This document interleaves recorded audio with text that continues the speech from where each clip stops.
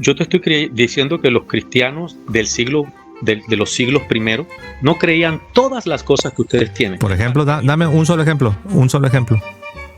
La Inmaculada Concepción. Sí la creían. Sí, no tenemos los escritos de, por ejemplo... Para faltar este tema, estábamos en el campo. No, yo sé, pero yo tampoco me voy a meter a fondo, pero sí te voy a refutar lo que dices, cuando dices que en los primeros siglos los cristianos no creían en la Inmaculada Concepción. Ahora, si me vas a decir, José, pero no tenían la definición que a la postre de la iglesia iba a dar en el futuro. Sí, claro, no tenían así la definición, porque sería anacrónico que yo te diga eso, pero la doctrina ahí está. Ellos enseñaban que la Virgen era sin mancha, era sin mácula. Claro, pero esa enseñanza no está de acuerdo a las Escrituras. ¿Cómo no va a estar de acuerdo a las Escrituras si Dios lo dice en el primer libro de la Biblia? Pero es que no, hay forma de mostrar que no. En Génesis 3:15 te refuta, Dios te refuta. ¿En hebreo o en griego? En los dos, en cualquier idioma, Dios te refuta. Te voy a decir por qué digo que Dios te refuta. No estoy exagerando, de verdad, te lo digo sinceramente, Gilberto. ¿La Concepción? Sí, mira, Dios mismo profetiza en Génesis 3:15 que la Virgen iba a ser sin mácula, iba a ser sin mancha.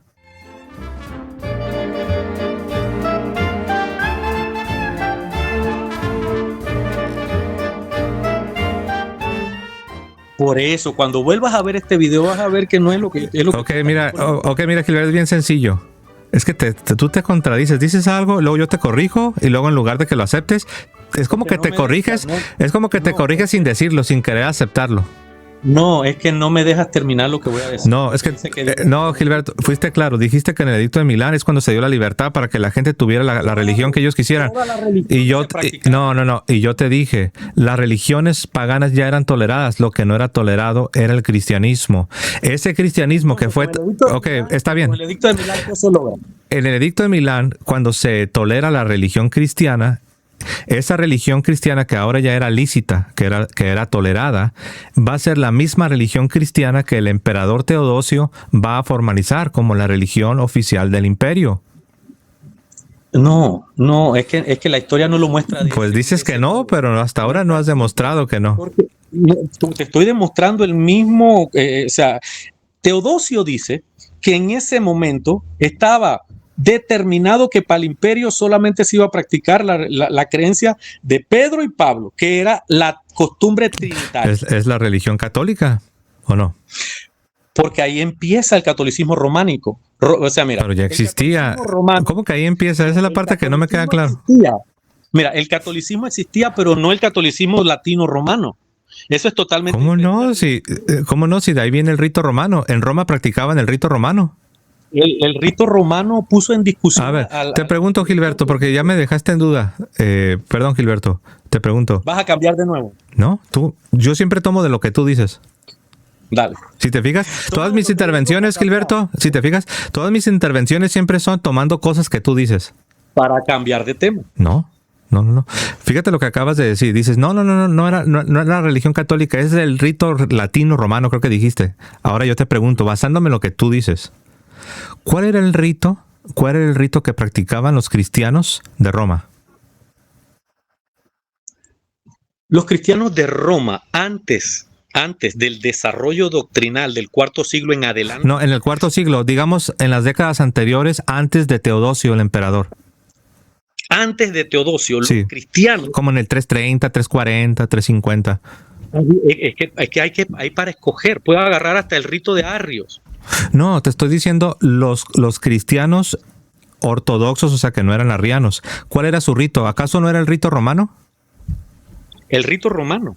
Sí, te pregunté. No entiendo tu lenguaje. Tendríamos que hablar de definiciones. Ok, tú sabes que en el cristianismo hay diferentes ritos en la liturgia. Están el rito caldeo, están los maronitas, los melquitas, están los coptos. Y uno de esos ritos, que es el más numeroso, es el rito romano. Entonces, yo te acabo de preguntar que si los cristianos de Roma que vivieron antes del señor Teodosio, del emperador Teodosio, te pregunté cuál era el rito de su cristianismo, cuál era su liturgia. Y la razón por la que te estoy preguntando, Gilberto, es porque dices, no era la religión católica, era el rito latino romano. Y yo te dije, pues claro, te dije, porque era el rito que ellos tenían. Es que hay una diferencia. Hay una diferencia en lo que la Iglesia Católica Romana empezó a hacer del cuarto siglo en adelante en su desarrollo teológico a lo que era antes. Por eso yo te pregunté antes. Exacto. Por ejemplo, ahora vamos a ponerlo de esta forma para mostrar una diferencia. Ahora la diferencia en cuanto al partimiento del pan. ¿Me explico? Pero no me respondiste. No me respondiste mi pregunta. Porque, digamos, la Iglesia romana empieza una diferencia desde el cuarto siglo. Cuando tú me dices, ¿qué rito practicaban? Era el rito romano, pero era diferente a lo que es ahora. Pero era el rito romano. Pero, claro, pero no era... Okay. Ahí te quería llevar. Entonces, mira, si era el rito romano, el rito de la liturgia que tenían los cristianos del siglo IV antes del emperador Teodosio, yo no sé por qué cuando yo te dije que Teodosio lo que hace es tomar la religión católica y hacerla formal como la religión del imperio, y tú dices, sí, pero no era la católica, era lo latino romano. Yo te dije, claro, te dije, ¿cuál otro rito? Al menos los cristianos de ahí tenían el rito romano. Ya si te vas a Oriente, pues está el maronita, está el melquita, está el caldeo, pero ahí en Roma tenían el rito romano. Mira, hasta el día de hoy sí sabías que tenemos todavía el rito romano y sigue siendo todavía el más numeroso, sigue siendo el más grande de todos los ritos. Tienen el rito romano, pero con una iglesia diferente.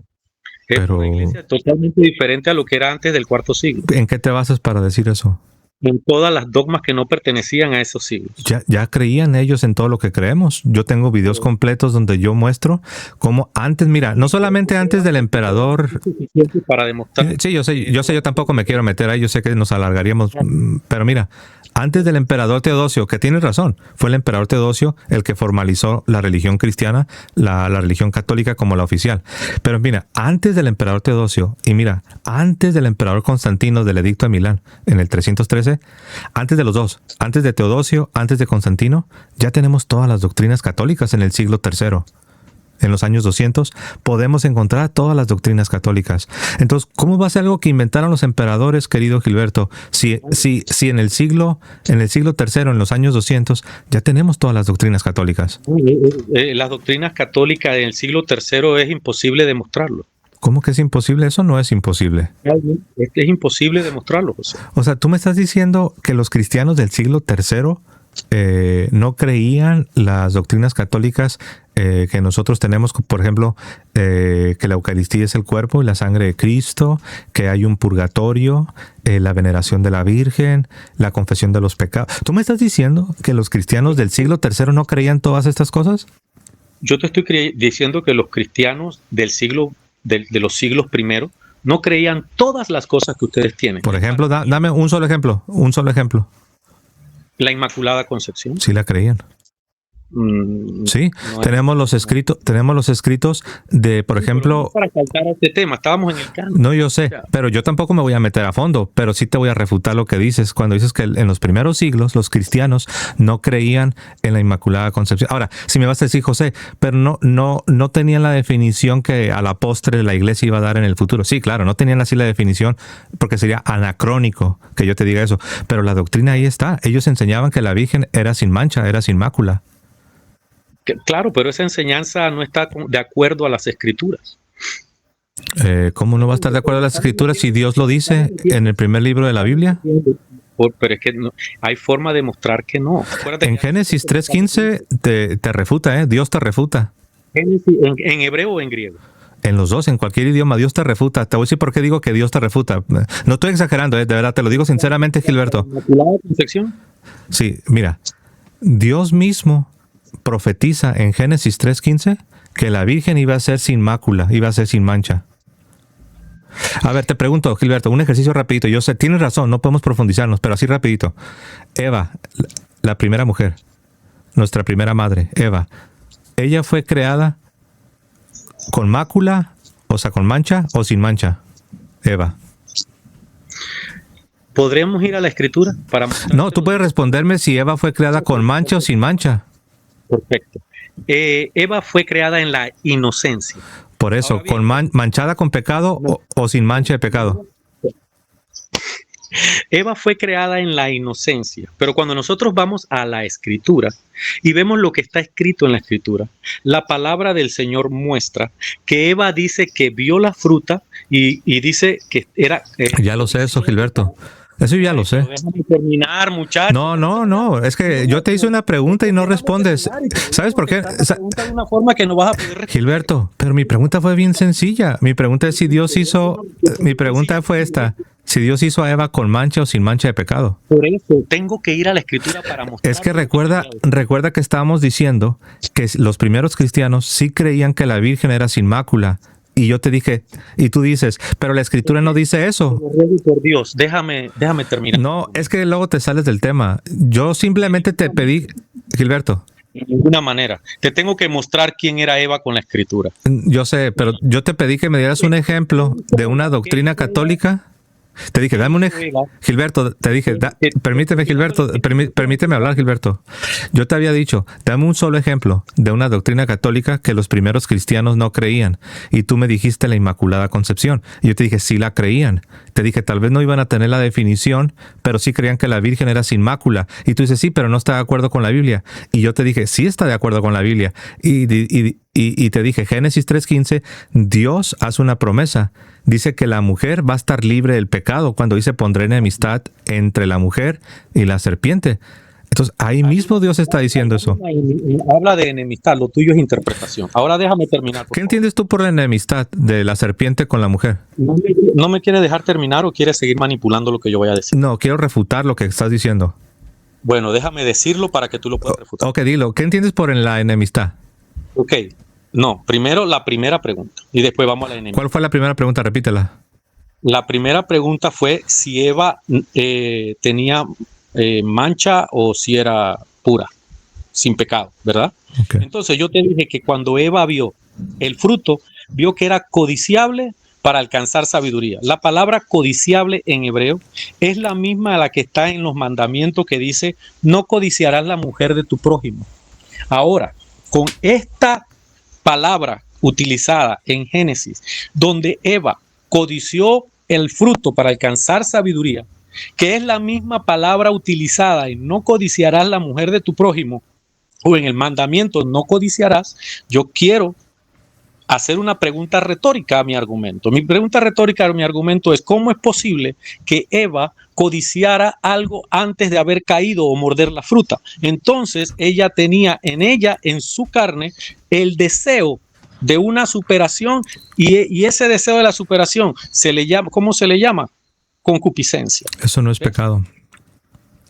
Pero es concupiscencia. ¿Tenía María concupiscencia? Mira, mi pregunta que yo te hice es la siguiente. Cuando Dios hizo a Eva, ¿la hizo con la mancha del pecado o la hizo sin la mancha del pecado? La hizo con concupiscencia. Pero no te pregunté eso. De hecho, te puedo refutar este segundo punto que estás diciendo de la concupiscencia. Mira, yo te lo puedo refutar fácil, pero no me quiero enganchar. Me quiero regresar a mi pregunta. Cuando Dios formó a Eva, ¿la formó con pecado o sin pecado? Dios cuando formó a Eva la hizo inocente y sin haber pecado. Eso significa, ok, sí, pero no la hizo con la mancha del pecado. No tenía ella nada de mancha del pecado. Pero tenía concupiscencia. La concupiscencia viene después de la caída, Señor. No, lea el pasaje, Señor. No. ¿Sabías tú que las teologías sistemáticas protestantes enseñan claramente que la concupiscencia es un efecto de la caída? Bueno, ¿sabías tú que todas esas teologías sistemáticas, que tengo varios libros, van de acuerdo a San Agustín de Hipona y por eso no estoy de acuerdo con San Agustín de Hipona? Wow, o sea que tú estás diciendo que tampoco aceptas la teología protestante que enseña que la concupiscencia es un defecto que viene después de la caída. Por eso te estoy diciendo que el defecto de la teología no ha considerado este pasaje. Ahora, tú estás corrigiendo a los teólogos protestantes. Ay, que no se puede. Wow, yo no sabía que tenías esta postura. O sea, no solamente no estás de acuerdo con la iglesia. Fíjate, por un lado no estás de acuerdo con la iglesia, pero por el otro no estás de acuerdo con la teología protestante tampoco. No, o sea, cuando dices no generalices, cuando dices no estás de acuerdo, me estás poniendo en la posición de hereje o de blasfemo. Yo no dije eso, eso tú ya lo dijiste, no, tú lo sabrás. Tú lo sabrás. Lo único que yo intenté decirte, Gilberto, es que las cosas que estás diciendo ni siquiera los protestantes históricos las creen. Las cosas que están diciendo, estás volviendo a generalizar. Obviamente me refiero a lo que dijiste sobre la concupiscencia que ya existía antes de la caída. Porque el pasaje con Eva me lo demuestra. Estás en un error. Estás en un error. Bueno, el punto es el siguiente. Así como Dios hizo a Eva. ¿Leer el pasaje de la caída? Así como Dios hizo a Eva, Gilberto, que es el punto del que estábamos hablando. Así como Dios hizo a Eva sin la mancha del pecado, Dios. Inocente. ¿Cuál es la diferencia? Inocente quiere decir sin culpa. Ellos no habían pecado, no tenían culpa. ¿Tú estás diciendo que Dios hizo a Eva entonces con la mancha del pecado? No, yo estoy diciendo a Eva, no manipule, yo estoy diciendo... No estoy manipulando, estoy repitiendo tus palabras. El pasaje dice textualmente que ella codició el fruto para alcanzar... Sí, yo sé, pero ¿por qué cuando yo te digo que Dios hizo a Eva sin la mancha del pecado, por qué no lo aceptas? Sí lo acepto, me estoy yendo mucho más allá, José. Ok, bueno, entonces, si lo aceptas, entonces hay que regresarnos al punto. Yo te decía que las doctrinas católicas ya la creían los primeros cristianos de los primeros siglos. Tú dices que no, y te dije, dame un ejemplo de una doctrina católica que los cristianos de los primeros siglos no creían. Y me diste un ejemplo, me dijiste la Inmaculada Concepción, o sea que la Virgen no tiene pecado y que fue concebida así, sin pecado. Y yo te dije, sí la creían. Sí, ¿no? Te dije yo sé, nomás estoy recapitulando, estoy repitiendo. Te dije que sí la creían y tú dices que no. No me dijiste por qué no, pero dijiste que porque estaba en contra, según tú, de la Biblia, de la palabra de Dios.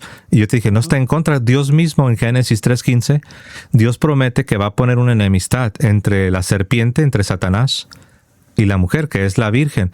Esa enemistad, que nunca me quisiste decir qué entendías tú por la enemistad, significa la ausencia del pecado. Cuando la serpiente engañó a Eva, permíteme, sí, yo sé, pero es la interpretación de los padres de la iglesia, no es así como, yo no soy así como tú dices, ¿no? Que tú dices que tú corriges hasta las teologías sistemáticas protestantes. Yo no estoy diciendo lo que yo quiero decir, simplemente te estoy citando a los padres de la iglesia, Gilberto.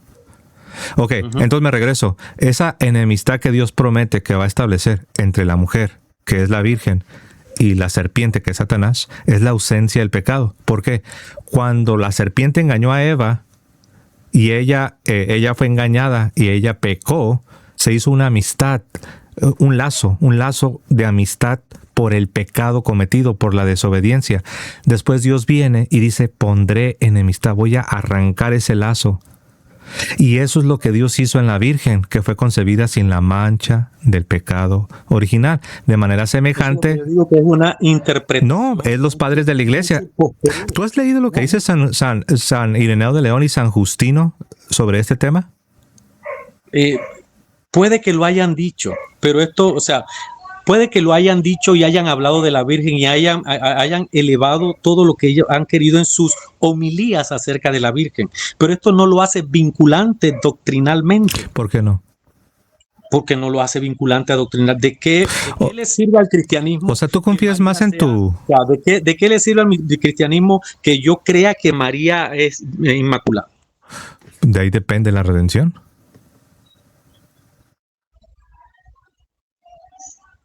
¿Cómo que ahí depende la redención? Sí, te pregunto. Que María sea inmaculada. Sí, yo te puedo explicar. Nos estamos viendo muy lejos. Sí, yo sé, pero yo te lo puedo explicar. Tú me acabas de preguntar hace 30 segundos cómo que de ahí depende la redención. Sí, te pregunto yo. ¿Cuál es el protoevangelio? El protoevangelio es Génesis 3:15. Todos lo conocen como el protoevangelio. Okay, ¿y qué dice Dios ahí en el protoevangelio? ¿Cómo que es una pregunta retórica o quieres que yo te diga? Sí, o sea, no te digo que me lo digas de memoria, pero así, en tus palabras, ¿qué es lo que Dios prometió ahí? Dios prometió el Hijo. Dios prometió pisar la cabeza de la serpiente. La interpretación está entre la mujer y el Hijo, dependiendo de la escuela. Ah, no, sí, yo sé. Pero ahorita no te pregunté de las interpretaciones. Ahorita te pregunté del texto sagrado. ¿Qué dice Dios en el texto sagrado de Génesis 3:15? Leámoslo, búscalo y vamos a leerlo. Ok, déjalo, traigo entonces. Vale. para no perder nada.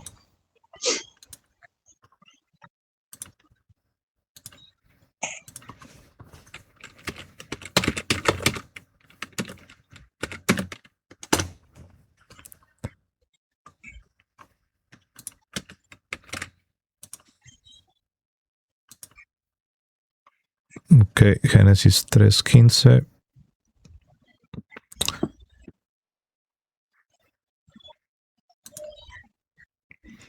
Ok, voy a compartir. Tú no lo vas a ver, pero la gente sí lo va a ver, pero yo lo voy a leer, Claro. Ok, muy bien. Entonces vamos a leerlo. Voy a hacerlo grande. Muy bien, lo leo. Dice así, y el hombre respondió, bueno, voy a leer a partir del verso 14, Génesis 3:14. Dice en esta traducción que es Reina Valera, y Jehová Dios dijo a la serpiente, por cuanto esto hiciste, maldita serás entre todas las bestias y entre todos los animales del campo, sobre tu pecho andarás y polvo comerás todos los días de tu vida. Y pondré enemistad entre ti y la mujer, entre tu simiente y la simiente suya. Esta te herirá en la cabeza y tú le herirás en el calcañar. Entonces, aquí lo que Dios dice es que la enemistad no solamente va a ser con el hijo, como tú por ahí mencionabas hace un momento. La enemistad incluye a la mujer, incluye a la madre, que es la Virgen María.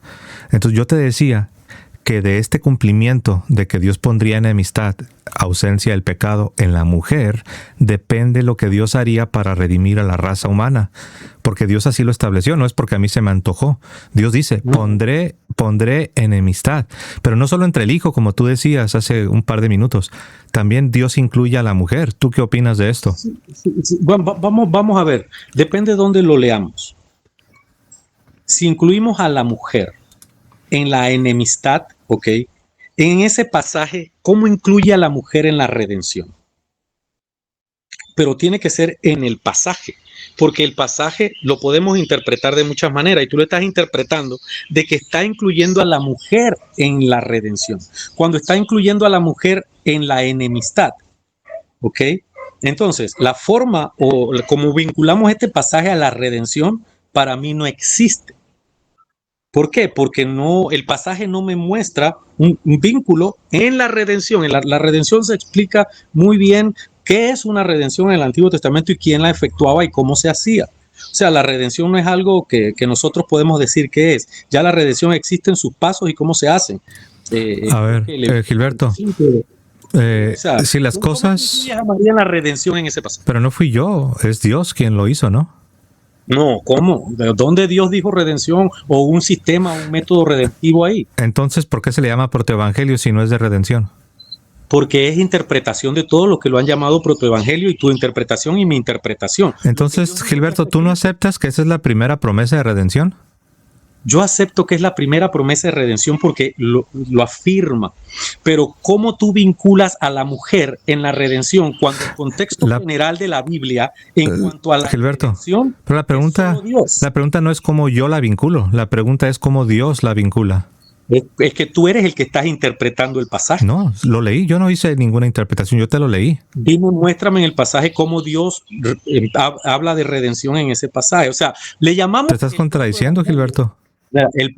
El protoevangelio demuestra que ella va a tener un hijo. ¿Ves? El protoevangelio muestra que ella va a tener un hijo y eso es lo que la Biblia muestra. La Virgen concebirá y dará un hijo. Pero no solo dice eso el pasaje, ¿eh? ¿Qué más dice de la redención en el sí, no solamente dice que ella tendrá no solamente dice que ella tendrá un hijo. En esta primera promesa de Génesis 3:15, que es la primera promesa de redención, Dios vincula a la mujer poniendo una enemistad con Satanás, poniendo una enemistad con la serpiente. Te fijas, no es mi interpretación, simplemente es leerlo. Y claro, o sea, ¿por qué? Porque yo puedo poner irnos a lo que significa la palabra enemistad en el pasaje. Gilberto, una pregunta. En este caso, ¿quién fue el que vinculó? ¿Quién es el que está trayendo en la primera promesa de redención de Génesis 3:15? ¿Quién es el que está vinculando a la mujer? ¿No es acaso el mismo Dios? Bueno, Dios utiliza a la mujer pero no en la redención. Entonces, ¿por qué es primera promesa de redención si no tiene nada que ver con redención? La primera promesa de redención es que el Hijo nacerá. Pero este plan de salvación incluye a la mujer. Incluye el parto del niño, claro que sí, pero no el plan de redención, o sea, no la redención en sí. No. La redención es una cosa. Dios incluye a la mujer en el plan de redención, pero no la incluye como redentor. Claro, Gilberto, pero nadie te está diciendo eso. Yo no he propuesto eso que tú dices. Millones de católicos lo proponen. No, ni un católico cree que, permíteme cerrar permíteme terminar. Ni un católico cree que María murió en la cruz por nosotros, el Redentor es Jesucristo. Pero creen que María es corredentora, ¿no? Claro. No me equivoco. Sí, claro, pero en el sentido que Dios lo establece, no en tu propio sentido. Tú dijiste algo que no es lo que creemos. ¿Te fijas cómo son las cosas? De repente tú dices cosas como que si los católicos las creen. Y yo te acabo de decir, no es eso lo que creemos. Ahora, si tú me preguntas, ¿pero los católicos creen en la corredención? Sí, pero a la manera católica, no a la manera protestante. Nosotros no creemos así, que como que si la Virgen es la Redentora y ella murió en la cruz del Calvario por nosotros. Claro que no, por supuesto que no. Pero me regreso. Dios fue el que vinculó a la mujer diciendo que iba a poner una enemistad entre la serpiente y la mujer. ¿Ok? Te pregunto yo, esa enemistad entre Satanás y la mujer, ¿qué significa esa enemistad que Dios prometió? ¿Quieres una interpretación mía? Quiero tu respuesta. Enemistad, lo que significa la palabra enemistad en el pasaje. Esa es mi respuesta. ¿No respondiste? Sí, claro que sí. Teológicamente, ¿qué significa esa enemistad? Mira, bueno, tendría que ir a mi aparato crítico para ver en hebreo que la palabra enemistad cómo fue traducida y ver qué significa el hebreo. Y te digo, lo que significa la palabra en hebreo es eso. Ok, no necesitas hacer todo eso. De mi mente, hermano. No necesitas hacer todo eso de ir al aparato crítico hebreo. Lo único que necesitas es bien sencillo. Mira, tú mismo reconociste que la primera promesa de redención está en Génesis 3:15. En el protoevangelio. Y cuando Dios comienza a decirlo, dice, pondré enemistad entre la mujer, entre la Virgen y la serpiente. Entonces, yo hace un momento te decía que esa enemistad que Dios promete que va a establecer es la ausencia del pecado. Y tú dices que no. Entonces yo te preguntaba, entonces, ¿tú cómo entiendes el concepto de pondré enemistad? Mira, yo entiendo el concepto de pondré enemistad en el contexto en que tú lo estás diciendo es que la enemistad entre la mujer y el diablo forma parte del plan de redención. Ahora bien, desde ese punto, cuando yo tomo el pasaje y verifico lo que es la redención, si se encuentra el poder de la redención y cómo se redime y quién redime, que eso forme parte de un plan de redención no existe. Por eso te digo, no forma que la mujer tenga enemistad con el diablo, no forma parte de la redención del mundo. ¿Qué forma parte de la redención del mundo? Que el Hijo nacerá. ¿Quién? El Redentor. ¿Quién es el Redentor? Dios. Si no tiene... Gilberto, si no forma parte, si no es parte de lo que Dios, entonces ¿por qué Dios lo hace? O sea, tú dices que no forma parte, pero entonces ¿para qué Dios establece una enemistad entre la serpiente y la mujer? Esta es una buena pregunta exegética, es una buena pregunta de interpretación. Por eso es que hay cientos de padres o muchos padres diciendo una cosa y otros diciendo otra. De hecho, en ese punto todos están en común acuerdo. Los padres de la iglesia dicen... No puedo creer que todos estén de acuerdo porque sí. Ni tú ni yo hemos... ¿Sabes cómo la llama San Ireneo de León? A la Virgen la llama causa salutis. Entonces, San Ireneo está de acuerdo. Entonces, sí, pero no solo San Ireneo, San Justino Mártir. San Justino Mártir está de acuerdo, ¿está bien? Okay. ¿Cuántos son? San Agustín. Nadie está lo que sí vas a encontrar es que nadie está de acuerdo, perdón Gilberto, vas a encontrar que nadie está de acuerdo con tu postura, que la Virgen no fue inmaculada. Eso es lo que vas a encontrar, porque el punto era mostrarte que los primeros cristianos, basándose en el protoevangelio, sí creían que la Virgen era inmaculada, y eso ya ha quedado claro. Cualquier persona que ha leído, permíteme Gilberto, déjame nomás decir este cachito, cualquier persona que ha leído la Biblia sabe que la enemistad con el diablo y con el mundo es por la ausencia del pecado. Así como Dios hizo a Eva sin pecado, así también Dios hizo a la nueva Eva, que es la virgen, sin pecado. ¿Cómo crees que Dios va a tener victoria sobre el diablo cuando lo que el diablo hizo fue meter el pecado en Adán y Eva, y cuando Dios cumple su promesa, decir que la virgen tiene pecado?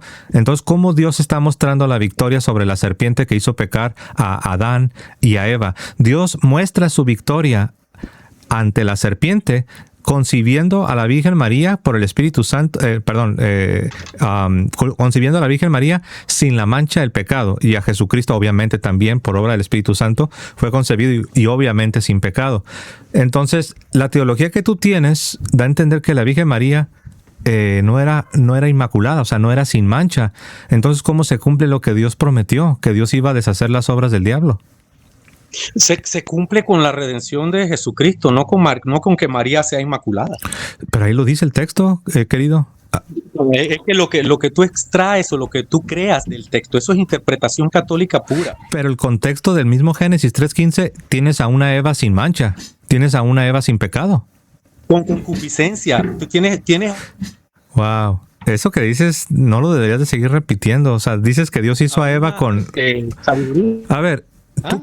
Te pregunto creo que esto te puede ayudar, de verdad, Gilberto, te lo digo sinceramente. Tal vez no estás de acuerdo conmigo no estás de acuerdo conmigo en casi nada, ¿no? Para que la gente recuerde cómo llegamos hasta acá, ¿no? Cómo llegamos a este punto. Sí, tú decías que la religión católica, o sea, la Iglesia Católica Romana, tú dices que fue inventada por el emperador Teodosio. Yo te decía que eso no puede ser posible, porque la religión católica romana ya existía no solamente antes de Teodosio, también ya existía antes de Constantino. Y tú decías, no, porque los primeros cristianos no creían las doctrinas católicas. Y yo te decía, dame un ejemplo. Y tú me diste el ejemplo de la Inmaculada, la Inmaculada Concepción. Yo te dije, no, sí la creían. Y te dije, y ellos se basaban en la Biblia, se basaban en Génesis 3:15. Y yo te explicaba cuando Dios promete que va a poner enemistad entre la mujer y la serpiente, se está refiriendo a la ausencia del pecado. Y tú me dices, no, pero es tu interpretación. Y yo te decía, no es mi interpretación. Siempre se creyó de la misma manera. Mira, yo sé que tú no lo vas a poder ver, pero la gente lo puede ver. Yo te lo voy a leer.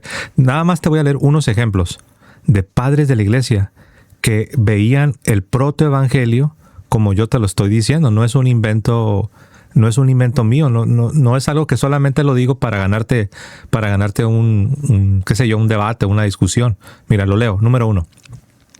Dice así: Jesús se hizo hombre a través de la Virgen María para deshacer la desobediencia que proviene de la serpiente y que originó también mediante una virgen, Eva. San Justino mártir, alrededor del año 155. Este es San Justino mártir. Ahí tengo una más. ¿Puedes repetir la cita, por favor, de San Agustín mártir, de mártir? ¿Quieres que la lea? Sí, repítela, solo lo que citaste. Okay. Lo que citaste, repítelo. Jesús, okay. Jesús se hizo hombre a través de la Virgen María para deshacer la desobediencia que proviene de la serpiente y que originó también mediante una virgen, Eva. Le llama virgen porque Eva fue hecha sin pecado. Era pura, no tenía mancha de pecado. Ese es San Justino mártir.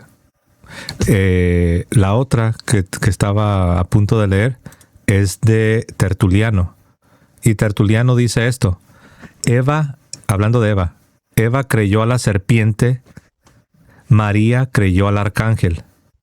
Lo que Eva perdió por su desobediencia, María lo redimió por su obediencia. Entonces aquí vemos que Tertuliano usa el lenguaje de redención para referirse a la Virgen María.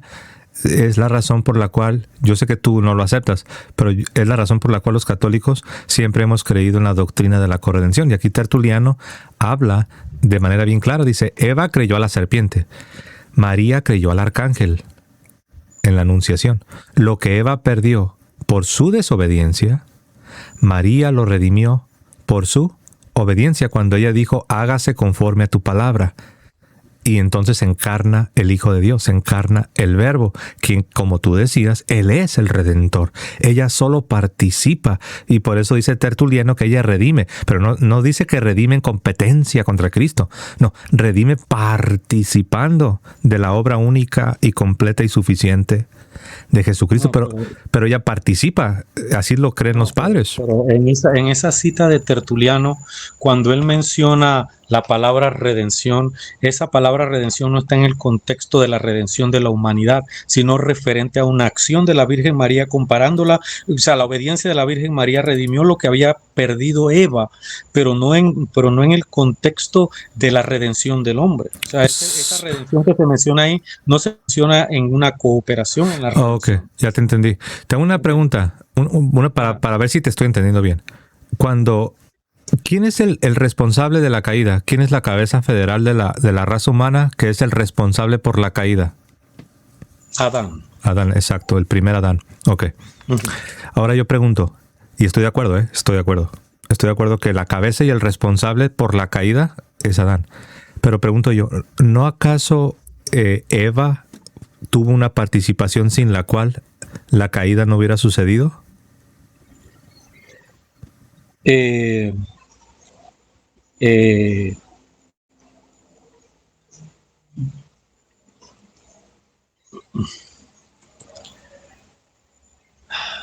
Sí, claro. Si lo vemos de una forma general, Eva en el relato tiene una participación, porque el fruto viajó desde el árbol hasta la mano de Adán y el transporte fue Eva. Ok. Entonces ahora pregunto yo, tratando de arrojar más luz a esto, pregunto yo, ¿no será esa la razón por la que entonces cuando viene Dios y Dios hace la primera promesa de redención, ¿no será esa la misma razón por la que Dios incluye a la mujer diciendo pondré enemistad entre ti, entre la mujer y la serpiente y entre el hijo de la mujer y la simiente? O sea, no es una competencia, no es que la mujer le quita el lugar al hombre, sino que la mujer siempre ha estado como parte de la ecuación, como parte de este drama que incluye perdición, incluye salvación, es la caída y es la redención. Entonces, en ese sentido, es que los cristianos siempre vieron a la Virgen como teniendo una participación peculiar que ningún otro santo ha tenido, como Pablo o Pedro o San Francisco de Asís. Pero es que todo eso, cuando tú dices que el cristiano ve a la Virgen, es como dijo el Papa Francisco. El Papa Francisco usó la expresión, es de amor y de la mama. O sea, es el amor del católico hacia la madre que tienen, pero no es que forma parte de la teología o el desarrollo teológico o se vincula con la teología. Es la creación de la interpretación del amor del hijo de la madre católica. Ok, Gilberto. Ok, mira, entonces, porque veníamos por una buena línea de argumento, creo yo. Yo te hacía la pregunta, ¿no? Que sin la participación que tuvo Eva en la caída, como fue engañada, ella desobedeció, que si hubiese sido posible la caída del responsable, que es Adán. Y tú contestaste bien. Dijiste, no hubiese sido posible. Ahora yo quiero proponer que en el mismo sentido secundario,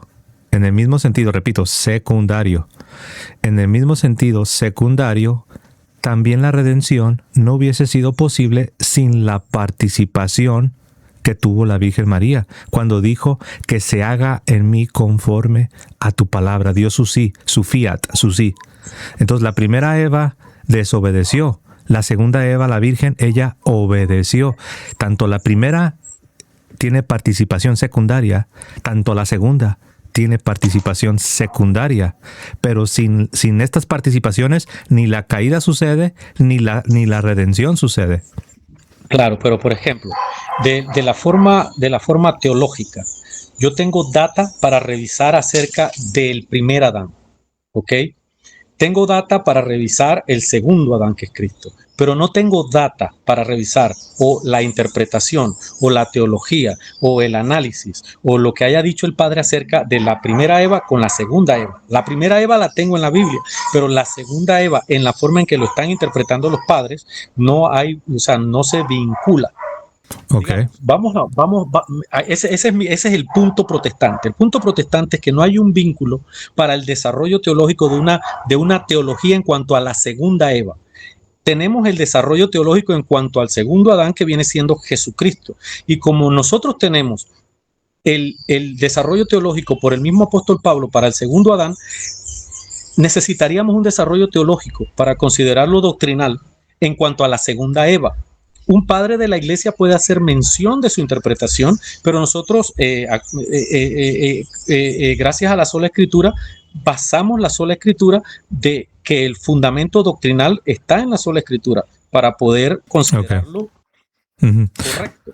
Pero cuando dices tú que no tienes data, que no tienes fundamento teológico o información en el texto sagrado, información bíblica, en ese punto no estoy de acuerdo, porque sí tenemos data. Precisamente lo que decías de los padres de la iglesia que ven en la Virgen la segunda Eva, ellos se están basando no en la nada, no en el vacío, se están basando en la Sagrada Escritura, se están basando en Génesis 3:15. De hecho, mira, repito, no lo vas a poder ver tú, pero yo te lo leo. Y si quieres... yo te entiendo. Permíteme, ¿no? Porque si no se me va a olvidar que te quiero leer este pasaje. Ya te leí 2 citas. ¿Lo tienes a mano ya? Sí, ya lo tengo. Te lo leo. Y si quieres que te lo repita, te lo vuelvo a leer. Dice así. Permíteme acá un segundo. Muy bien. Esas 2 inocentes, aquí está hablando de Eva y de la Virgen, dice, esas 2 inocentes, esas 2 mujeres sencillas, María y Eva, fueron creadas ciertamente iguales, es decir, sin pecado, pero una se convirtió en la causa de nuestra muerte y la otra en causa de nuestra vida. Este es Tertuliano. La voy a leer una vez más.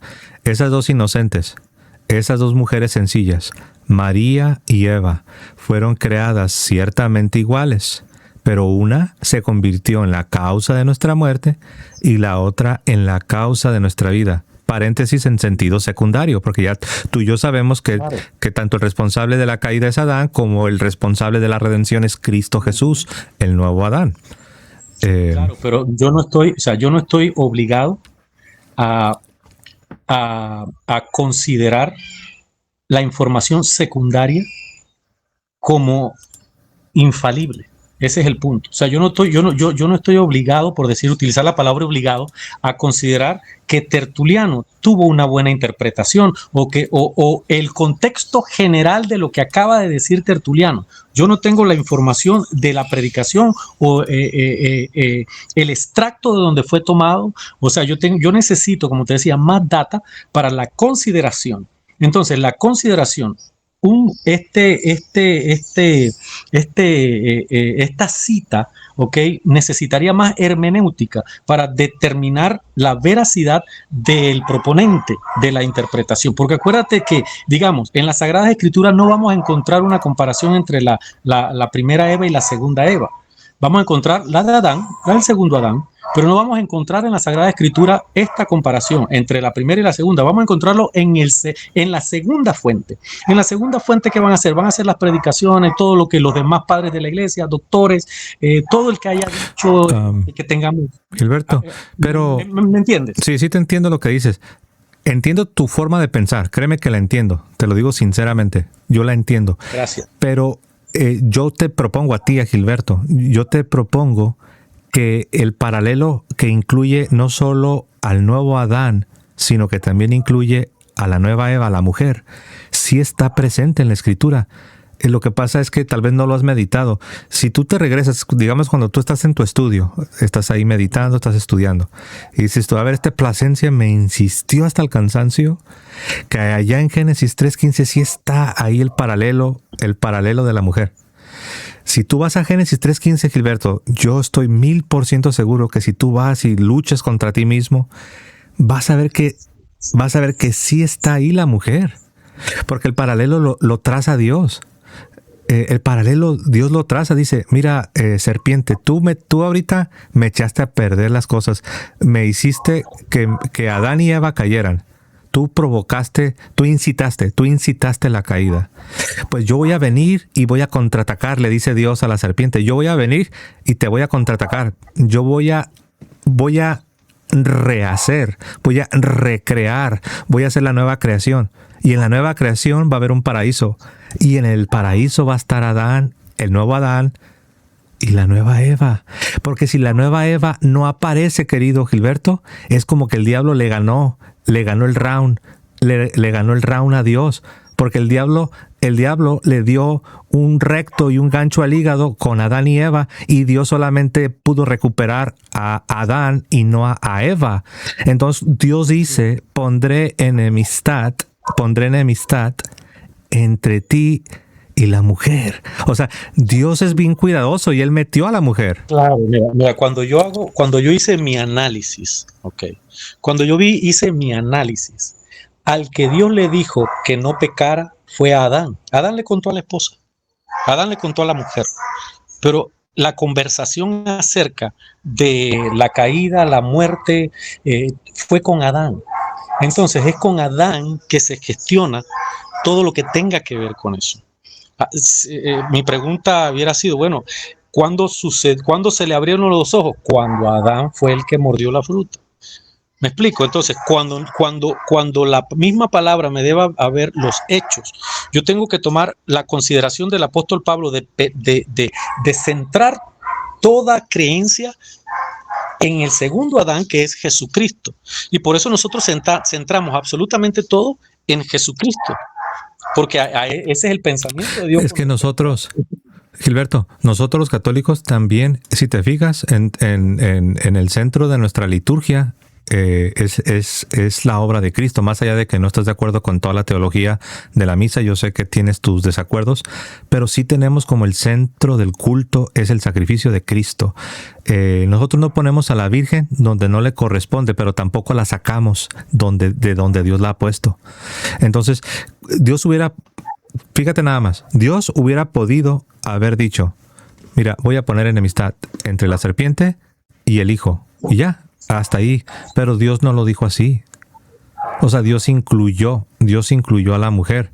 Y ahora tú puedes decir, bueno, Plasencia, es que es tu interpretación porque tú ya eres católico romano, ya te tocó ser católico y tú ya lo interpretas. Entonces, si ese es el caso, Gilberto, que yo solamente me aferro a esa forma de pensar porque soy católico romano, yo preguntaría esto, Gilberto. Entonces, ¿por qué los cristianos de los primeros siglos también tienen esta misma cosmovisión como los católicos? ¿Será casualidad? ¿Será una casualidad que estos padres que te acabo de presentar, será casualidad que ellos tienen una cosmovisión como la de los católicos del tiempo presente? Yo propongo, Gilberto, que no es casualidad.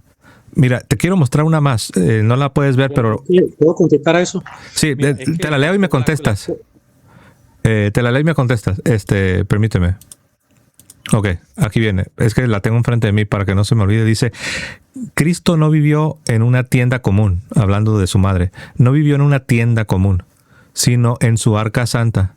Y él, o sea, Cristo la preservó a su madre como aquella que era santa de pies a cabeza, inmaculada. Esto es en el año 250. Este es Dionisio el Grande en el año 250.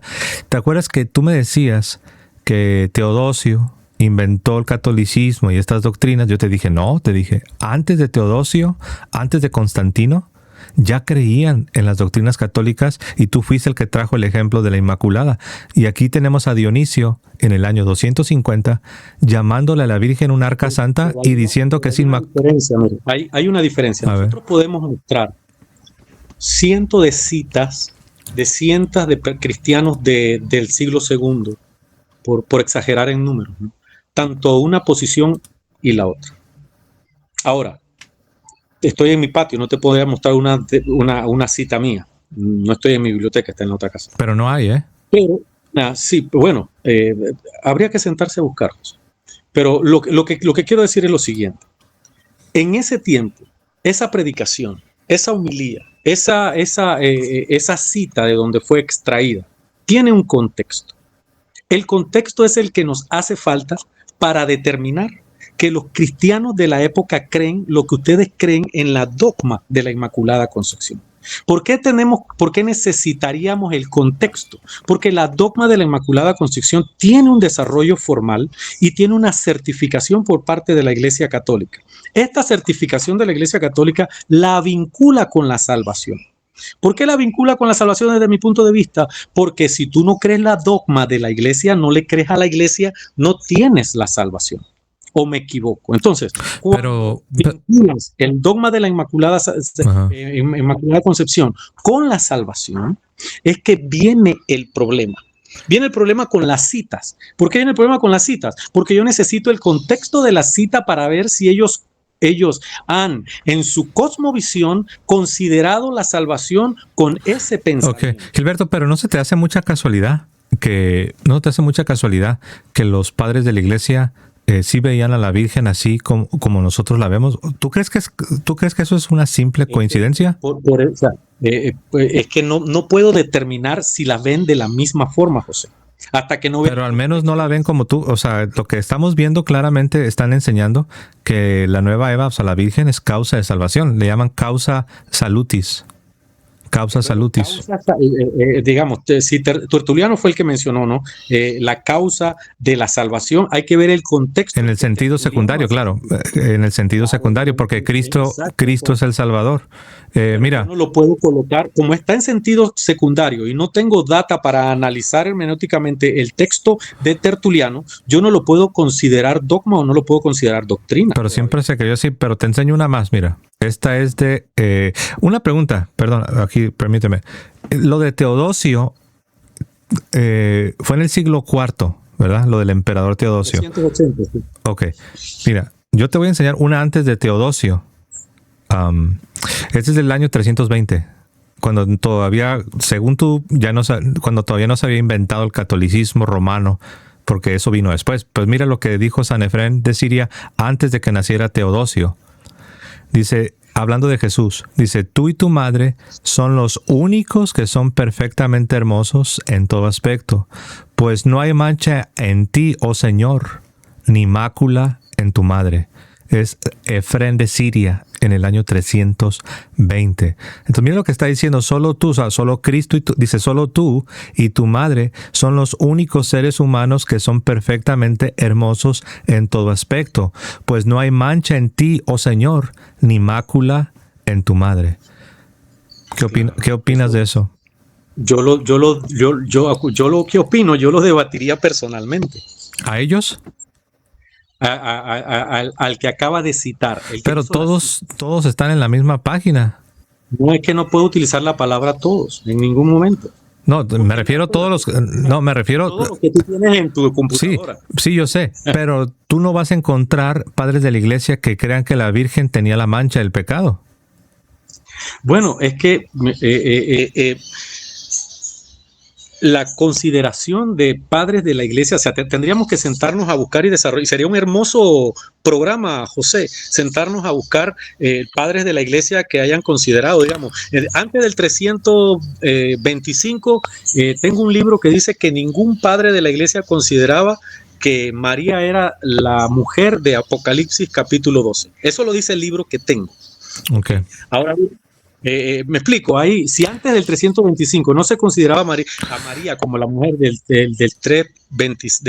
Apocalipsis 12, o sea, hay personas que que dan testimonio o pudieran dar testimonio de lo contrario a la lista que tú tienes. Sí, pero si eso está en la Biblia, nomás te recuerdo que lo de la Virgen María en Apocalipsis 12 está ahí en la Biblia, no está sujeto a la interpretación de nadie, Por eso, mira. A ver, tú sabes que Apocalipsis 12, perdón Gilberto, déjame ahora participar, yo te escuché. Tú sabes que Apocalipsis 12 dice que esa mujer dio a luz a un niño varón que va a regir a las naciones con vara de hierro. ¿Quién dio a luz a ese niño que va a regir a las naciones? La mujer. ¿Pero dónde? No, pero te pregunté, perdóname, campeón, perdóname. ¿Quién dio a luz a ese niño varón que va a regir? ¿Cómo se llama esa mujer? La mujer. Bueno, no me acuerdo el pasaje, tendría que leer. No, yo sé, pero ¿cómo se llama la madre? Que tú tienes brillante de saberme pasaje de memoria. Gilberto, ok, te lo voy a preguntar de otra manera. ¿Cómo se llama la mujer, el ser humano, que dio a luz al niño que va a regir con vara de hierro a las naciones? Ok, ahora la pregunta es, en Apocalipsis 12 no tiene nombre. No, yo sé, pero no se sigue que no sabemos el nombre de esa mujer. En Apocalipsis 12 no tiene nombre. Pero no se sigue que no sepamos el nombre de esa mujer.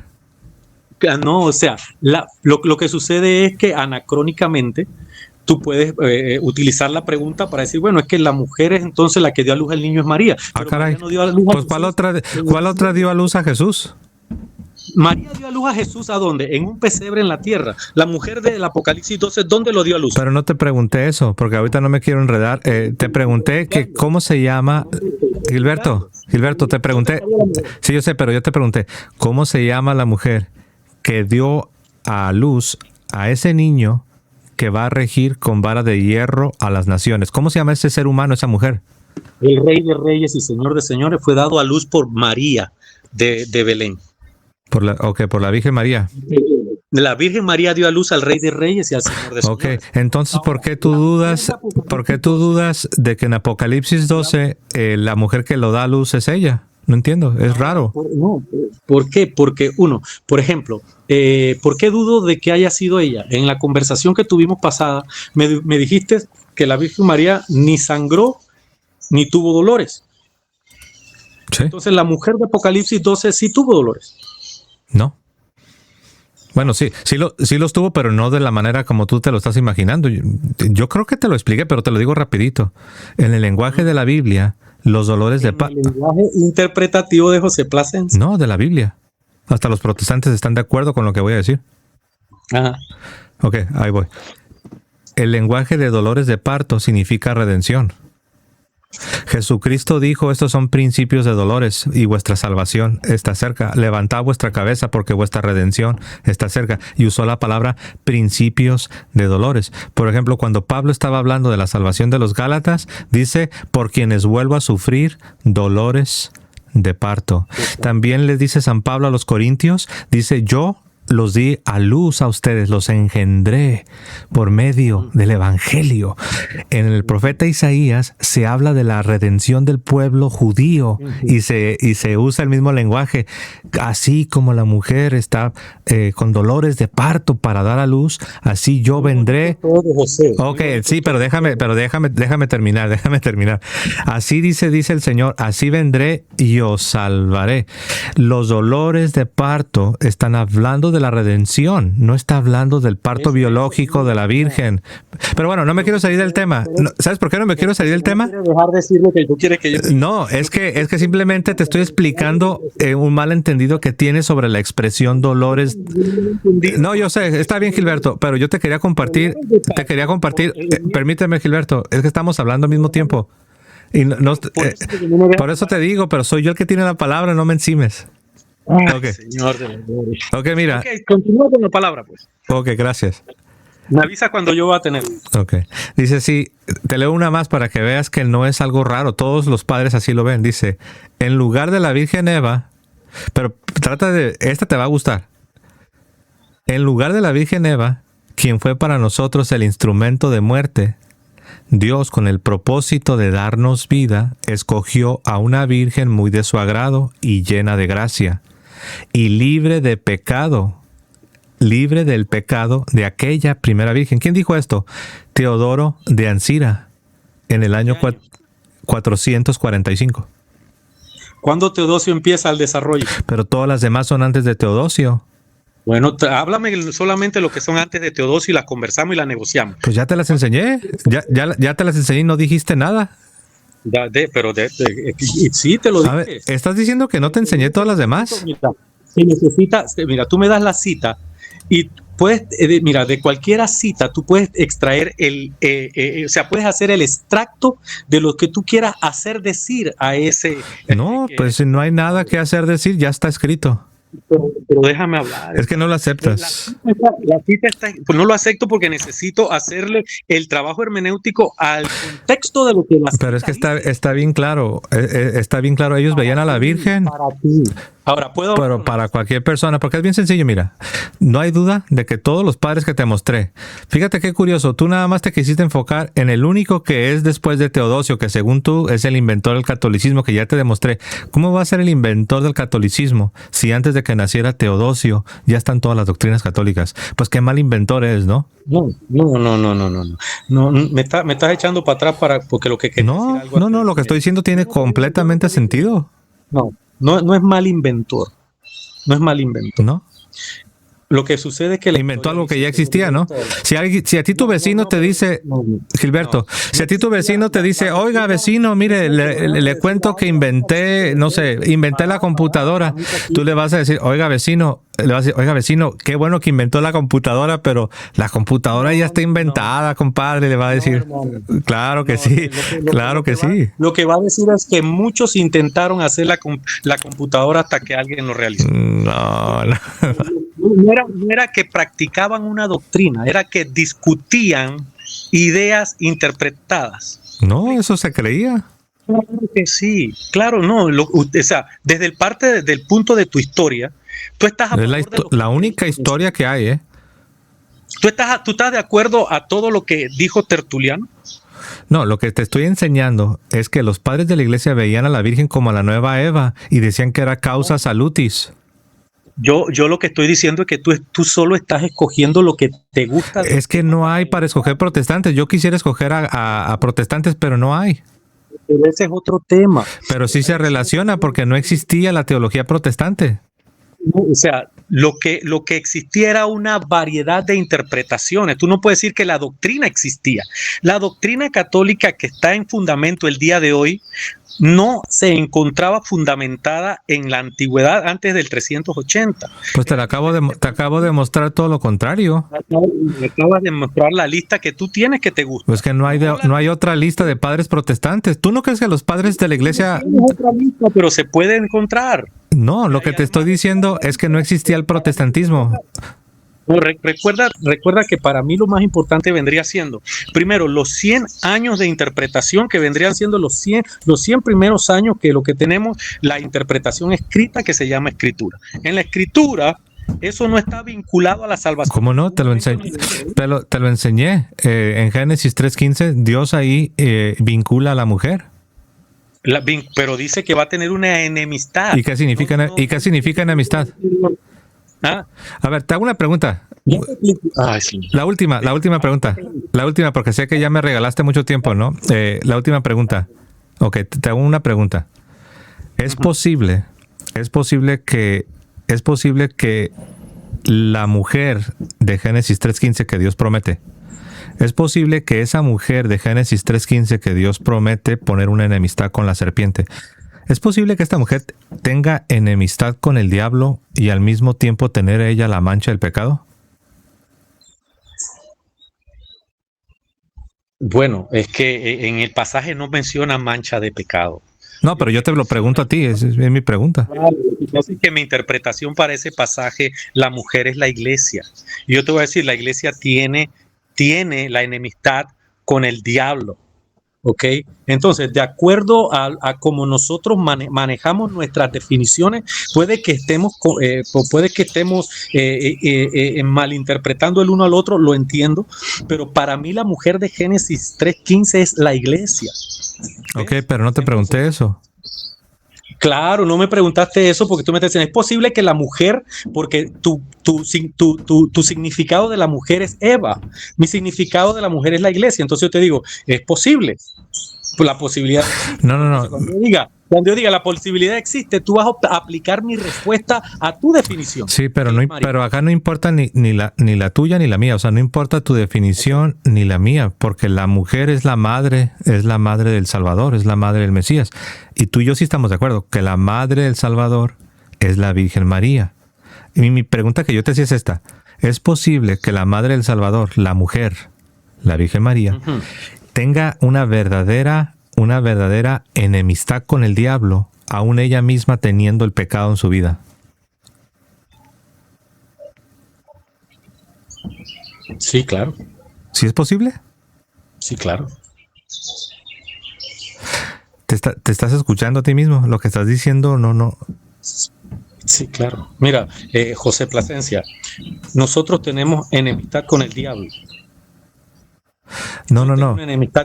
Pero tú y yo no somos esa mujer que Dios prometió. Sí, tú y yo no somos esa mujer que prometió, pero esa mujer que fue prometida, ¿de qué descendencia viene? Ok, mira. La misma naturaleza humana donde tú y yo somos. Te voy a hacer otra pregunta que creo que tal vez esta otra pregunta puede ayudar para que veas mi punto. Tal vez no estás de acuerdo, pero al menos para que veas ¿Por qué José Plasencia te pregunta estas cosas? Ok. Antes de que Eva fuera engañada, antes de que Eva fuera engañada, pregunto, ¿Eva tenía una amistad con el diablo antes de que fuera engañada? Es que antes que fuera engañada, acuérdate que la amistad con el diablo es el fallo, como tú dices. Ok, entonces la respuesta sería no, ¿verdad? Antes de que ella fuera engañada, ella no tenía lazo amistoso con el diablo, no con la serpiente. Claro, no un lazo amistoso. El que peca pertenece a quien al pecado que hace. Sí, pero también es una pertenencia. Sí, yo estoy de acuerdo. Pero también el lenguaje de lazo amistoso es bíblico. Dice no tengáis amistad con el mundo, ¿no? Y el que se hace amigo del mundo se hace enemigo de Dios. Todo ese lenguaje es bíblico. Ok, entonces mira, si tú mismo estás reconociendo que antes de que Eva fuera engañada, antes de que ella desobedeciera, ella no tenía parte ni suerte, no tenía lazo amistoso con la serpiente. Fue hasta que ella fue engañada y ella desobedeció que se hizo una amistad. Por eso después Dios dice, voy a poner enemistad. Entonces mira, si puedes entender esto con respecto a Eva, la primera mujer, ¿por qué cuando Dios esto lo traslada a la que va a ser la madre del Salvador, por qué te rehusas a aceptar que esa enemistad con el diablo implica la ausencia del pecado, cuando ya reconociste que al principio fue así? Porque es muy sencillo, José. Las condiciones son muy diferentes. Eva fue creada en inocencia. María es descendiente de esta naturaleza humana. Ahora bien, por eso es que viene todo el desarrollo de esta dogma, porque están buscando la forma de despegar a María de la descendencia de la naturaleza humana, porque la naturaleza humana ata a María a lo que es la herencia de lo que es la carne de pecado. ¿Ves? Entonces, como la ata a la descendencia de la carne de pecado, ustedes tienen que generar una nueva situación para poder despegar a María de la descendencia de la carne de pecado. Porque Eva no estamos en la misma situación. Eva fue creada, María fue, ¿cómo se dice? Dada a luz. María es descendiente, María es la copia de la copia de la copia de la copia de Eva. María no es una nueva Eva. María es la copia de la copia de la copia de la copia, descendiente de Eva. ¿Cuándo a ver, nueva Eva? pero eso hay que desarrollarlo. Sí, yo sé. Porque María pero es la copia de la copia de la copia de la copia de la copia de la copia de Eva. Sí, yo sé, pero es raro lo que dices. Es muy raro, porque número uno, para allá voy. Es muy raro lo que dices. Número uno, porque Dios dijo que Él lo iba a hacer, que iba a poner una enemistad entre la Virgen y Satanás. Para empezar, Dios lo dice. Pero déjame terminar, porque, oye, no me quites, déjame que termine. Número uno, Dios... Termina. Discúlpame, hombre, discúlpame. Ok. Dios mismo es el que dice que lo va a hacer. Dice, pondré enemistad entre la Virgen María, la Madre del Salvador, del Redentor, y la serpiente, Satanás. ¿Ok? Número dos, ¿cómo no va a ser la nueva Eva si Cristo es el nuevo Adán? Ahora, el nuevo Adán, yo sé que se menciona por nombre ahí, cuando Pablo compara el primer Adán con el segundo Adán. ¿Ok? Porque son las cabezas federales, son los responsables. Una vez me dijo un evangélico, me dijo, José, me dice, puedo entender la lógica de lo que dices de la Eva, de la nueva Eva, pero ¿por qué Pablo no la mencionó así por nombre diciendo la nueva Eva o la segunda Eva? Y yo le expliqué, la razón es bien sencilla, porque en la religión judía, que es patriarcal, son los varones las cabezas. Por eso está contrastando a la cabeza de la antigua creación, Adán, con la cabeza de la nueva creación, que es Cristo, el nuevo Adán. Por eso no sé, si te das cuenta, querido Gilberto, que Pablo ni menciona ni a la primera Eva, ni menciona tampoco a la segunda Eva en ese contexto, las deja fuera porque se está enfocando en las cabezas, en los responsables. Se está enfocando en el primer Adán y en el segundo Adán. Entonces, de la misma manera que no pudiéramos negar que porque Pablo no menciona a la primera Eva, que ella no tuvo participación, no podemos negarlo, aunque Pablo no la haya mencionado. También lo mismo es de la Virgen. Aunque no la... Es que Si Ajá. Pablo no lo mencionó, es porque no es necesario en la doctrina. No, entonces, ¿cómo no va a ser necesario? A ver, te pregunto, Gilberto, para que veas.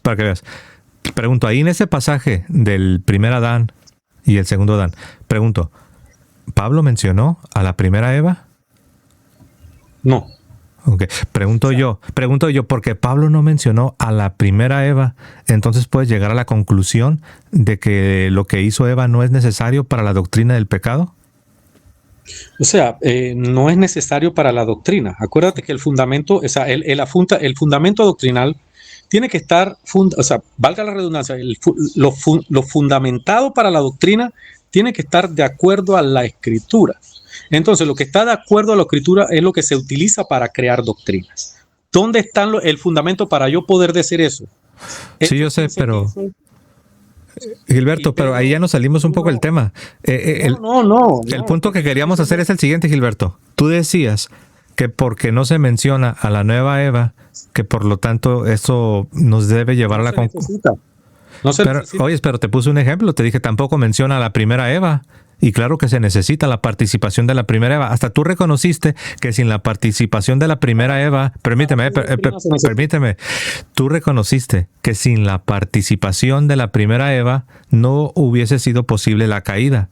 Lo contrario es verdad. Sin la participación de la Virgen, de la nueva Eva, tampoco hubiese sido posible la redención. Ahora, no porque a Dios le falte algo, no, porque Dios así lo planeó. No, es que ¿Cómo no? Mira, es que lo que pasa es que tú estás viendo el plan de redención de otra forma. La redención en la Biblia depende del que paga el precio, no del que pare al que paga el precio. Pero no, yo no estoy hablando de eso, Yo te estoy hablando de la redención. Sí, yo sé, pero yo no estoy hablando de la... Pero yo no estoy hablando... La redención depende Gilberto, de la madre del Redentor, o la redención depende del que paga el precio. En un sentido secundario, te respondo, en un sentido secundario, esto sí depende de... Es que Pablo no lo menciona, porque es algo secundario. No, te equivocas, porque Pablo tampoco mencionó a la primera Eva, y la caída sí dependió de lo que hizo la primera Eva.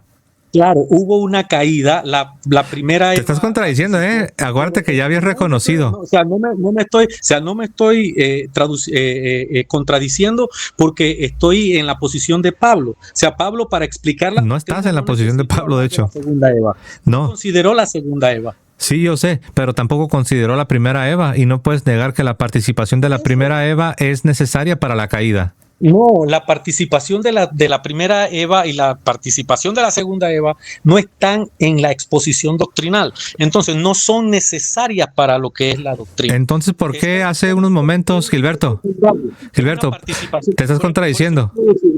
Te estás contradiciendo, Gilberto. Jesús no hubiera podido entrar a Jerusalén si no iba montado en el burrito que fue profetizado. Entonces yo no puedo decir que el burrito tiene una participación en la entrada a Jesucristo. No. No, hay una gran diferencia, te corrijo. Lo siento, Gilberto, te tengo que corregir. Jesucristo no se encarnó de un burrito, Jesucristo se encarnó de la Virgen María. Entonces no puedes comparar el burrito en el que entró a Jerusalén con la encarnación. Sí sabes tú, permíteme, Gilberto, déjame, yo te escucho y tú no me a ti te gusta encimar. Yo te escuché. Y mientras tú hablabas, yo no te encimo mi voz para que la gente te escuche a ti, Gilberto. Ahora déjame hablar, por favor. Lo siento, Gilberto, pero necesito que me dejes hablar. Te pregunto yo, ¿cuál es el misterio evangélico, o sea, del evangelio? ¿Cuál es el misterio evangélico más grande de todos? De todos los misterios. De la vida de Jesucristo. Obviamente, no estoy hablando de su acto final, que es el Redentor en la cruz. Bueno, voy a llamar el grande misterio. Grande es este misterio. Dios fue manifestado en carne. Ok, has respondido bien. Así como te corrijo, aquí te doy crédito, has respondido bien. Ese es el más grande de los misterios evangélicos que tanto protestantes como católicos aceptamos. Es el misterio de los misterios evangélicos, es el más grande. Ok. Ese misterio envuelve el hecho de que Jesucristo tomó carne de la Virgen. Por eso no puedes compararme lo de Jesús entrando a Jerusalén en un burrito con el misterio más grande de los misterios evangélicos, que es la encarnación, tomar carne de la Virgen. En ese sentido secundario, permíteme, ¿no? En ese sentido secundario es que siempre se ha enseñado que la participación de la Virgen, aunque es secundaria, ciertamente, sí es necesaria, no porque a Dios le falte algo, no. Es necesaria porque ese Dios en su beneplácito así lo predestinó, así lo quiso. En ese sentido, querido Gilberto, es necesario, porque Dios en su sabiduría, en su decreto, así lo predestinó, no porque a Dios le haga falta algo o que necesite que una criatura le eche la mano a Dios. Entonces, volviendo al punto, si es necesario, querido Gilberto, ese punto necesitas, a ver, ¿Dios no predestinó que sucediera la encarnación? Sí, Dios predestinó que sucediera la encarnación. Ahora, si Dios así lo predestinó, te pregunto, ¿no? Si Dios lo predestinó, querido Gilberto, si Dios lo predestinó y así lo diseñó, ¿quién eres tú para decir que no es necesario en el sentido secundario? En el sentido doctrinal. Sí, por eso estamos hablando de doctrina y de verdades. En el sentido doctrinal, no fue necesario para el apóstol Pablo incluir una temática en cuanto a la segunda Eva. Para mí tampoco. Ahora bien, tú mencionaste que Jesucristo tomó... Pero no es necesario que Pablo lo haya incluido en ese momento. Claro que sí es necesario. No, por supuesto que no, porque lo que él escribió es inspirado por el Espíritu Santo, y si Dios así lo quiso es porque no era necesario. Por eso, si Dios así lo quiso es porque no era necesario. Exacto, pero yo no soy el que está afirmando que era necesario que en ese pasaje mencionara a la nueva Eva. Eres tú. No, yo estoy diciendo de que si era necesario, que si hubiese sido necesario, el apóstol Pablo hubiera incluido esa temática en el desarrollo que estaba haciendo en la carta. Claro, pero no se sigue que porque el Espíritu Santo no lo inspiró para hablar ahí de la nueva Eva, que no sea una verdad revelada, porque sí es una verdad revelada. La primera Eva, aunque Pablo no la menciona, sí participó de manera peculiar, y ella es la causa secundaria de la caída. Una participación secundaria. Claro, claro, ¿ves? Pero no lo mencionó. A ver, te pregunto yo, esa participación secundaria de la primera Eva, esa participación secundaria de la primera Eva en la caída y en el pecado, ¿la menciona Pablo ahí? ¿Sí o no? La participación de Eva, ¿en qué pasaje? En el pasaje donde él compara al primer Adán con el segundo Adán. Por eso, ¿dónde menciona la primera Eva? Le estás dando vueltas. La pregunta es la siguiente. Esa participación de la primera Eva en el pecado, ¿la menciona San Pablo cuando está comparando ahí al primer Adán con...? No me recuerdo en la Escritura ninguna participación de la primera Eva. Pues si tú lo acabas de decir, te estás lo único que estás haciendo es aumentarle a tus contradicciones, ¿eh? No son contradicciones. Está grabado en el video, no puedo creer que lo sigas insistiendo. Te voy a explicar y a explicarle a la... O sea que Eva no tuvo una participación, Gilberto. Yo tengo definición. No, yo sé, Gilberto, pero no te compliques. Gilberto, permíteme. ¿No tuvo una participación la primera Eva en el primer pecado, en el pecado original? Es una participación secundaria en el pasaje y en el texto que el apóstol Pablo... Ahora yo te pregunto, si con la mano derecha reconoces que... ¿Puedo preguntar algo? Sí, yo sé, pero después de mi pregunta, sí. Vale. Si con la mano derecha reconoces que la primera Eva tuvo una participación en la caída, sin la cual, como tú ya reconociste, sin la cual no hubiera sucedido la caída, y San Pablo no menciona eso cuando compara al primer Adán con el segundo Adán. El hecho de que no lo esté mencionando en esa comparación del primer Adán con el segundo Adán no significa que no haya sucedido o que no sea verdadero o que no debas creerlo. De la misma manera, es cierto, San Pablo tampoco menciona a la nueva Eva, pero no significa que porque no menciona a la nueva Eva que no sea verdad o que no debas creerlo, porque si no, entonces estarías dejando de creer en la participación de la primera Eva. ¿Puedo contestar a eso? Sí, claro. O sea, que el apóstol Pablo no haya mencionado nada en cuanto a la primera Eva, sí significa que no lo puedo considerar para generar doctrina de lo que él no haya dicho.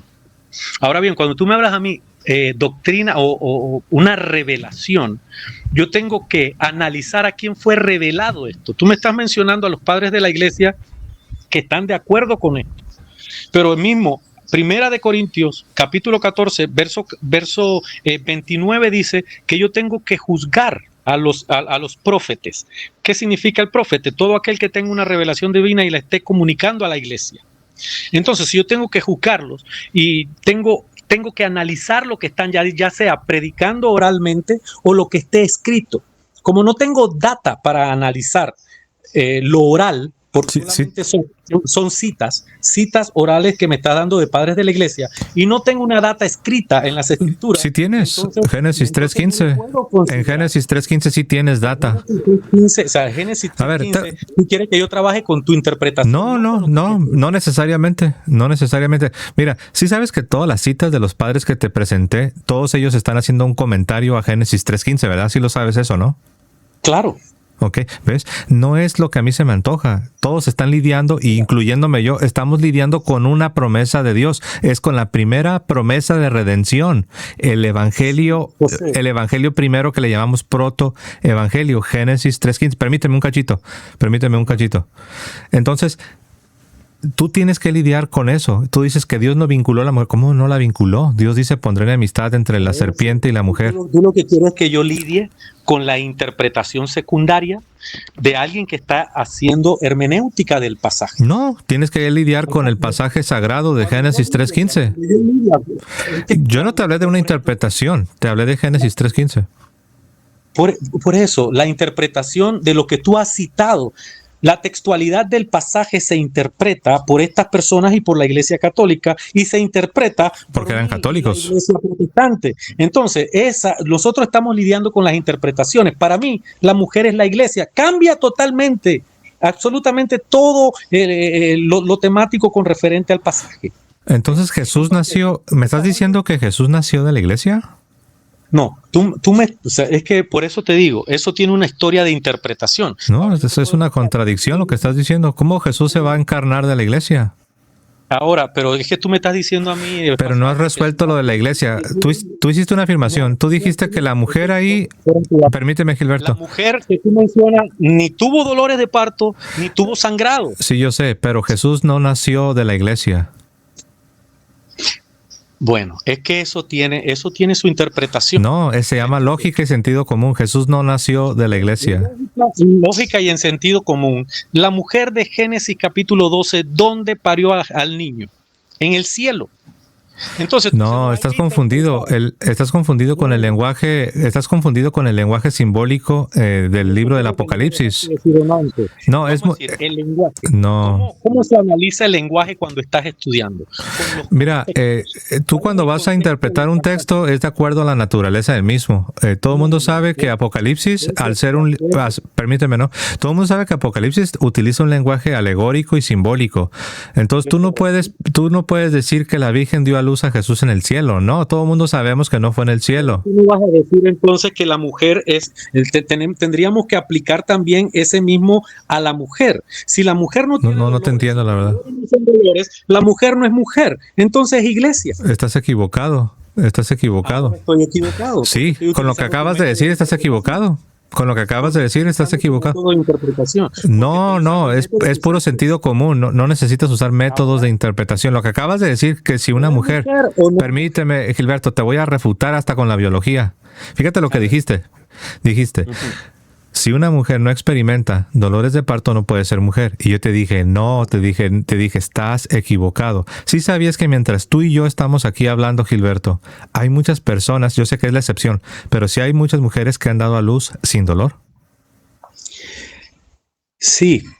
Ahora, entonces si sí lo sabes, permíteme, Gilberto. Entonces, si sí lo sabes, si lo sabes, ¿por qué dices que una mujer, Gilberto, no te quiero mutear, Gilberto, pero déjame, es que no me dejas hablar.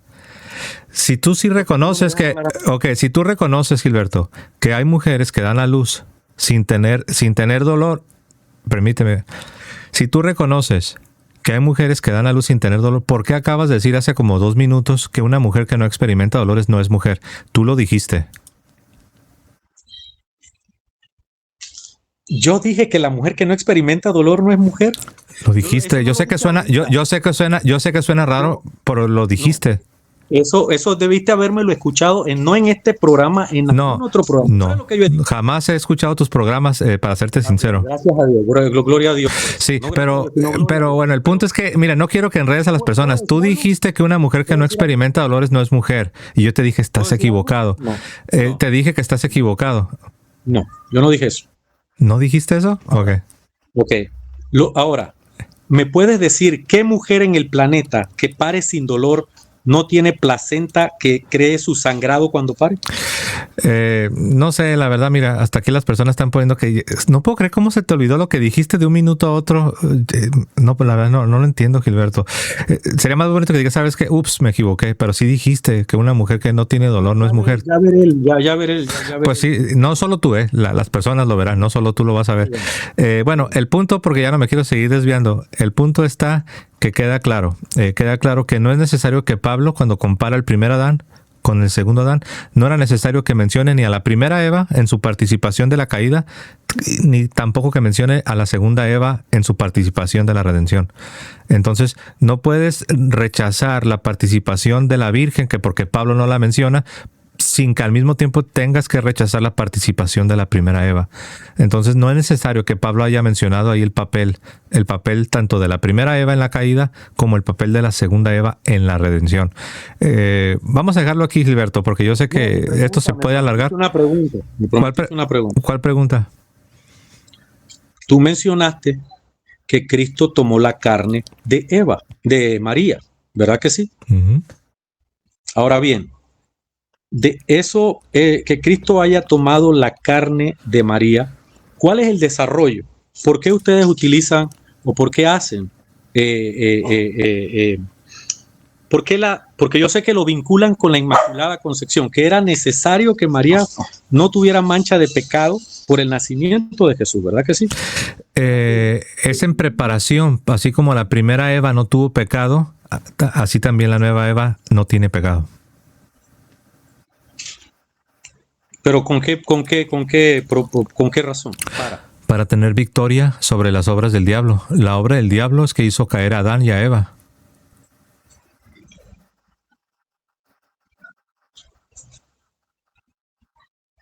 Entonces, ¿ustedes creen que María no pecó?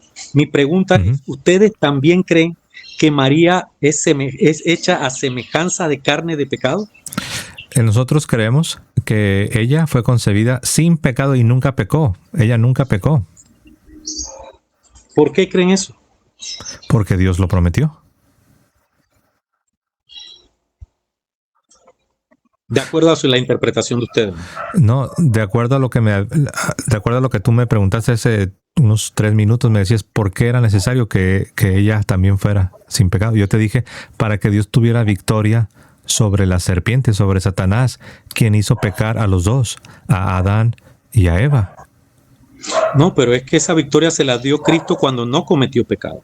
Esa victoria no se la da Eva. Sí, pero no sin la mujer.